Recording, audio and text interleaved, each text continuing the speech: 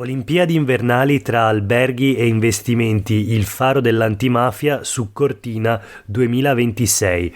La direzione distrettuale antimafia di Padova sta monitorando i flussi di denaro. Il timore è la criminalità usi i giochi olimpici appunto invernali per riciclare soldi sporchi. Questo è Sveglia Veneto, il primo podcast dedicato all'informazione vista da nord-est. Io sono Jack Calcetto, oggi è giovedì 14 aprile 2022.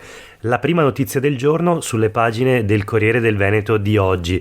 La vicenda. La direzione investigativa antimafia del Veneto sta indagando sulle Olimpiadi di Milano Cortina 2026. L'interesse riguarda soprattutto il rischio che la criminalità organizzata utilizzi l'evento per riciclare denaro sporco. È emerso a margine del convegno il ruolo della donna nella lotta alle mafie che si è tenuto ieri mattina nell'aula magna dell'Università di Padova nell'ambito delle iniziative per il 30° anniversario della direzione investigativa antimafia, appunto.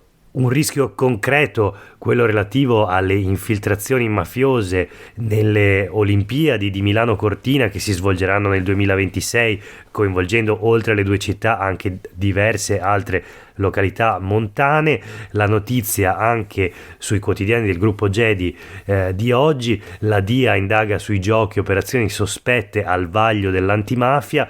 Si tratta di acquisizioni immobiliari milionarie che sono sotto la lente degli investigatori. Gli obiettivi sensibili, leggiamo appunto sui quotidiani del gruppo Gedi, sono Cortina, Venezia, Verona e Jesolo.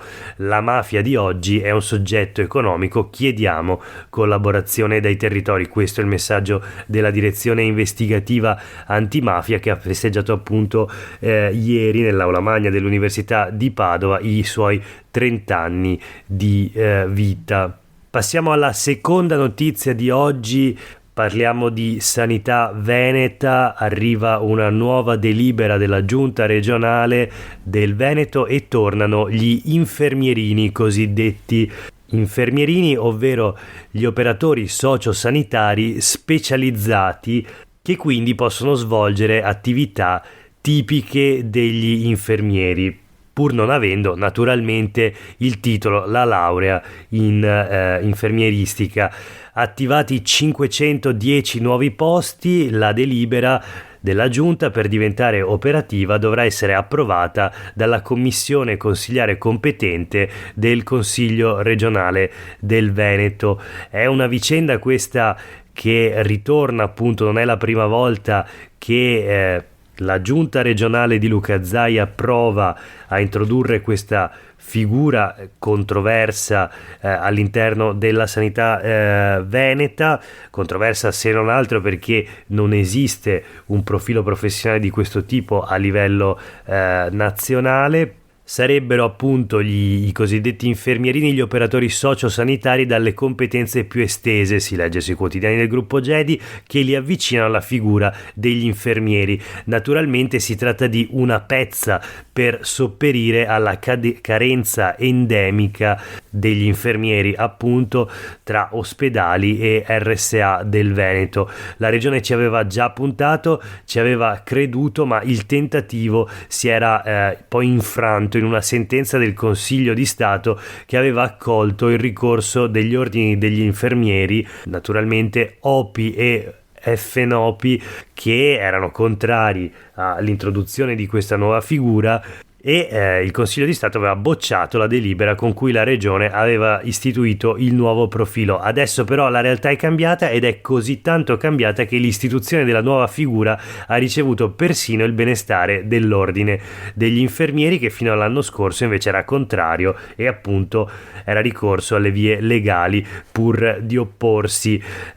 Non è chiaro in questa prima fase cosa sia cambiato precisamente, ma naturalmente lo scopriremo nei prossimi giorni, quando la delibera arriverà in Consiglio regionale e verrà dunque analizzata dalla Commissione Sanità.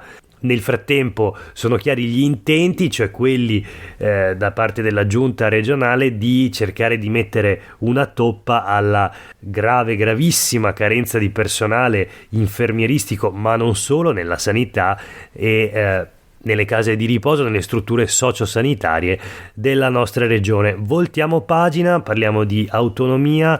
Molti veneti forse se la sono già dimenticata, ma se ne parla ancora e si parla di autonomia responsabile. È questa la proposta del Partito Democratico del Veneto, che in un'iniziativa con tutto lo Stato Maggiore del PD locale, con il segretario regionale Andrea Martella, Giacomo Possamai e Vanessa Camani, consiglieri regionali, e poi il deputato bellunese Roger De Menec e Ivo Rossi, l'ex sindaco di Padova, ecco, tutti schierati per dire: sono passati 4 anni dal referendum e non è successo nulla, adesso basta propaganda e si riprenda il dialogo. Qual è la proposta del Partito Democratico? La chiave è passare dalle 23 materie richieste da Zaia a 7 competenze soltanto per uscire dallo stallo. Quindi il PD boccia Zaia sul dossier autonomia e spalanca le porte alla legge quadro che il ministro Gelmini sta tenendo ferma sul tavolo. Il Parlamento la deve approvare durante questa legislatura. Sarà un po' difficile probabilmente che nell'ultimo anno della legislatura venga approvata una legge così importante sul piano istituzionale, ma ripercorriamo brevemente le tappe della trattativa. Dopo il referendum dell'ottobre 2017 sull'autonomia differenziata regionale, il Veneto ha avviato una trattativa con il governo centrale. Naturalmente la giunta regionale del Veneto ha avviato questa trattativa richiedendo il trasferimento di competenze su tutte e 23 le materie trasferibili. Invece l'orientamento del governo è più restrittivo, e quindi la proposta del Partito Democratico del Veneto per uscire dallo stallo: soltanto 7 materie, concentriamoci sulle competenze che servono.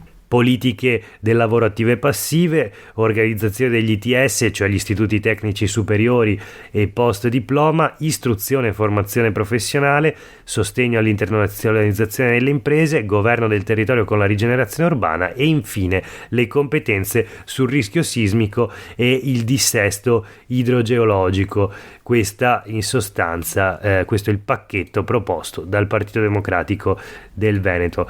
E questo per quanto riguarda la politica regionale. Invece, parlando di economia, oggi sulle pagine del Gazzettino prosegue una sorta di inchiesta che si muove trasversalmente tra i quotidiani locali del Veneto. Ieri erano i quotidiani del gruppo Gedi, l'inchiesta su la presenza dei cinesi, cittadini di origine cinese, lavoratori, imprenditori presenti in Veneto, vivono e lavorano nella nostra regione, ma per il fisco sono dei fantasmi. Ieri appunto i quotidiani del gruppo Gedi parlavano dell'evasione fiscale degli imprenditori cinesi.